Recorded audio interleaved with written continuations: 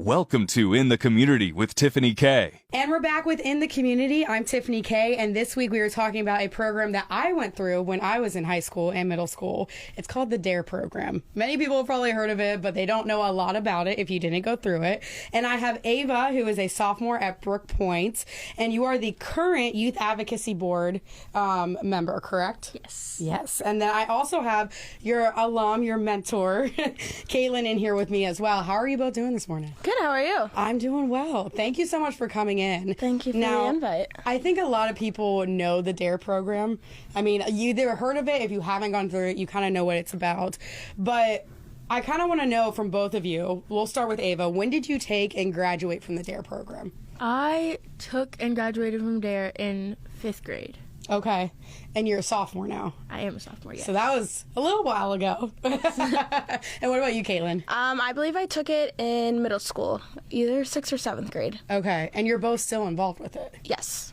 So that's interesting to me because I know I took it when I was in middle school, and after you took the course, it kind of just let it be, right? You move on, and you're like, okay, I went through that course.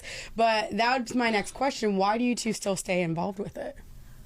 I am staying involved and still part of it because I feel as if it's just important for people to know this kind of stuff in life. Mm-hmm. And about like drugs and violence and alcohol and like the effect that it can have on you and everything like that. Mm-hmm. What about you, Caitlin? I was an athlete all through high school and middle school, and so it was very emphasized. In our community, you got drug tested if you wanted to play a sport. Okay. So I just kind of was always like that. We were very close with our sheriff's department, things like that. And then now I'm coaching at James Monroe High School, so I feel like my high schoolers can still use all the information, if not more, just on how everything is today and how easy it is to get a hold of whatever. And I like the fact that we have different generations within the D.A.R.E program because, as you said, you're coaching now, you see the impact they had, and you just came from it, technically, a little while back, but you still came from it. You're going into you are in high school. You're learning about that, how it's always around you. So I want to ask, what exactly do you guys do with the D.A.R.E program? Because you said you both already took the course. You've moved on from it. So I'll start with Caitlin, actually. So now that I've graduated, there's been a couple times that we have gone back, the alum. So there was one big, they do like an annual like conference and stuff, and it's open not just for the U.S., but we have people from Brazil and the U.K. and things like that. So everyone comes and represents.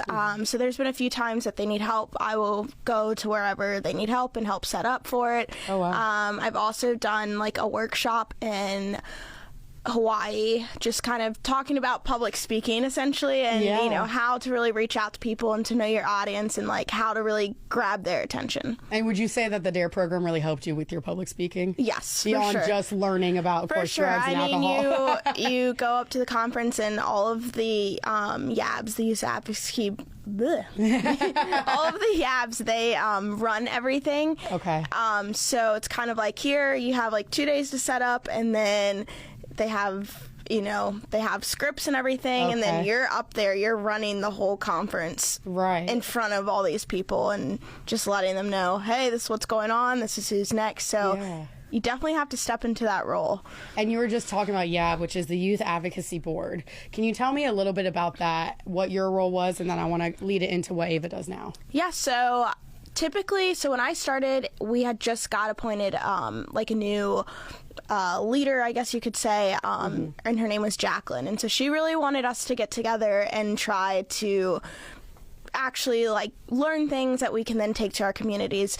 So we first would do a workshop. They typically do 1 or 2 workshops a year, and it just depends on what they think. So one year we actually had a professional like videographer come, and we made a PSA. Oh, wow. And so they taught us all the things, and it was really cool because he was like, you don't even need expensive like cameras. Just use your iPhones. Your iPhone, yeah. And that's how you learned how to, take videos and do PSA. And they actually selected a few of them, and I believe they went to South Africa. Oh, wow.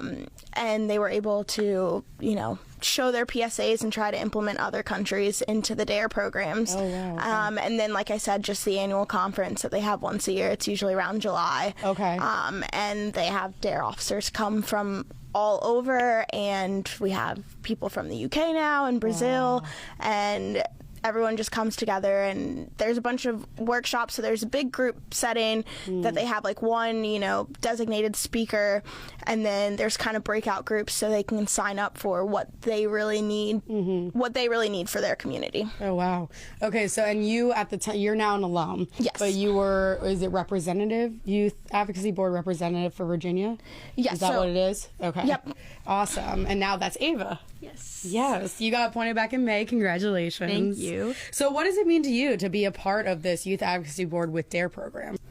I get the feeling of like, hey, I get to like help some people out. I get to like get this word out there and help out with all this stuff and like have an impact. Yeah. In general. And so you're the alum, you're the mentee now, I guess you could say. So how is it working together? Do you guys get to have a lot of contact together and work through this? It's kind of just whatever she needs. I mean, some of it can be overwhelming. Of course. I mean, there's some states where they don't even have D.A.R.E programs, so it's like they're having to go through legislation and things like that, and trying to like come to them and be like, this is why you need it. Thankfully, in our area, we do have it, but it's also like, okay, but what can we do to make it better, or what can we do to make it well known? I mean, like you said, we all took it in elementary, middle school, and then it's kind of like, okay, that's what it is, but it's like, how can we still apply it to high schoolers who probably still need it?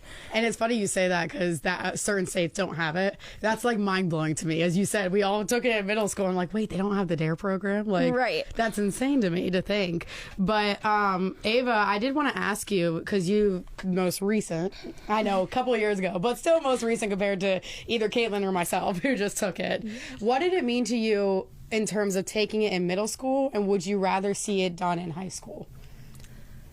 I think it was very helpful back in elementary school because, I mean, it's just like a good introduction to it, and I feel like if it was in high school again, it's a good refresher, and since there's more peer pressure and I would probably get offered drugs more my age now than a 5th grader. Yeah. And I feel like it's important to keep up with like the new drugs and all these facts that are coming out, and I feel like it would be very like beneficial for high schoolers and older kids now. It's just a refresher to keep up with it. Did you think when you were going through the program, I'm sure like all of us did, oh, I don't really need this, or you're kind of like zoning out, kind of certain things, I mean, you see the videos, which are very impactful, of course, but hearing somebody tell you the facts of it, 5th grade, what are we like, 10, 11, something like that, you don't get as much out of it, I feel like, as you would in high school. Yes. Yeah. So do you still have a relationship with your D.A.R.E officer? I'm curious. I do not, because the 2 D.A.R.E officers that I had are no longer the Stafford County D.A.R.E officers. Okay. Well, I don't have one with them now, but I did before. And I enjoyed how like friendly they were, and they were you could come to them about anything, and they weren't like big and scary, and you could be all like, oh no, it's an officer, I'm scared. It was just very open, and it was, I don't know, it was like very like easy going to them. Do you think that helped kind of not make it as scary to have a relationship with officers in the community? Yes, definitely. Like you could go to them, it's not like, oh my gosh, someone's in trouble. Oh yeah, and I'm sure Caitlin, you can agree with that as well. Yeah, I mean, Culpeper's a small community, so we kind of knew everyone. Right. But it's still just one of those things where it's like, okay, hey, I need this, or can you help me with this? And there was never like any hesitancy. See, I think that's like one of the biggest impacts you can get from the D.A.R.E program is creating those connections. Because then when something does happen, it's not always bad. It's just something like, hey, you can ask them a question. So let me ask you guys, what's like one of the biggest lessons you learned from the D.A.R.E program? And Ava, I'll start with you, because I know, Caitlin, you probably need some time to think about it. It's a little too far back for us, but Ava.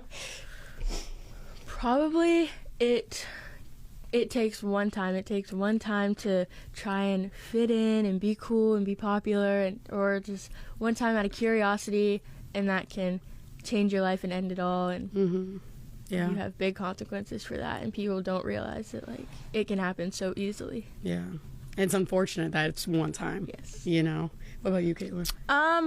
Mine's not really like drug related, but mine just like making connections. I mean, like I said, even Ava, when she got appointed, it was trying to like find her, you know, a D.A.R.E officer to talk to, and my D.A.R.E officer actually is now, he kind of like oversees the state a little bit, so it was very simple to kind of like give her a name of like, this is the guy to contact. Yeah. But then also too, I mean, even just lifelong friends, or I mean, I have friends from New Jersey and Arizona and things like that, and it's like, who would have thought that I would have had friends and made them in high school? Like, how was that possible? But it's really just kind of doing that, and then still to this day, if you ever need anything, like, they're there. You can always ask questions, and you can hit people up and be like, hey, how are you? So mine is really just like embracing your like, makes me sound old, but embracing your younger years and really just like making connections, because really you can never make too many connections. Yeah. And it's interesting you say that, because a lot of times you hear with the D.A.R.E program, drug, alcohol related, that's all you get from it, but there's more beyond that. There's so much more. And I mean, even when I went through, I mean, that's when like social media was becoming like a really big thing, and you know, all of that. And it's like, well, how do you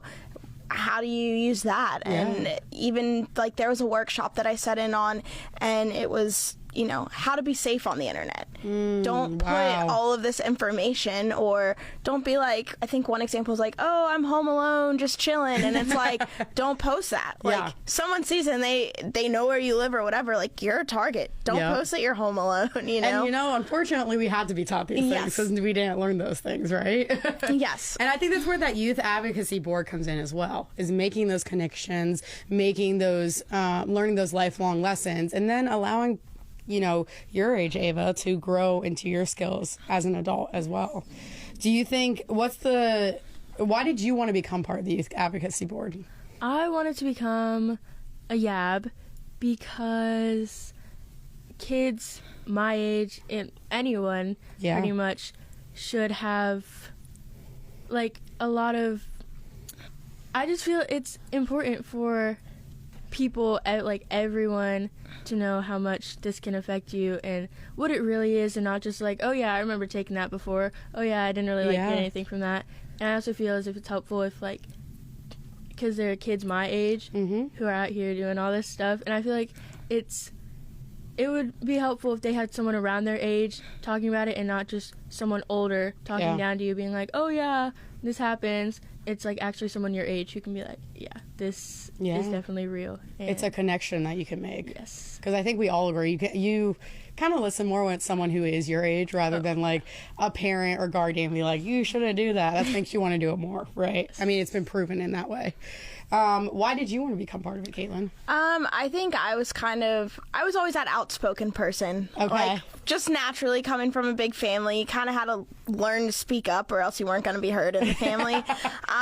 But I think for me, just because I had friends that came from all different lifestyles, and I had friends that maybe their home life wasn't so great, but they were so determined not to be that way. Yeah. So just kind of like helping them. And I think a lot of it is you learn in the D.A.R.E program, and you learn helpful things, but however, it's really kind of like the people that I feel like kind of last, and it's like those are the people that you feel safe with or that you can reach out to when things do go on. I mean, I know friends that reached out and they were like, listen, this is going on at my house right now, not really sure what to do, and it's like, obviously I can't, but I can contact my parents. I can then help my parents figure out, okay, what's the best situation that we can do, you know, to help them out.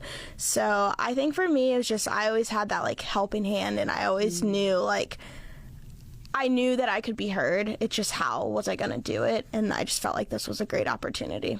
And I love the light that you're both shedding on this. It's not just about that. It's about a community.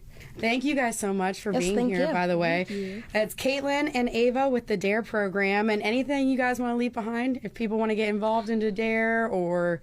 if you're not following Ava's D.A.R.E Instagram, go ahead. Plug it. It's at Virginia Yab. Okay.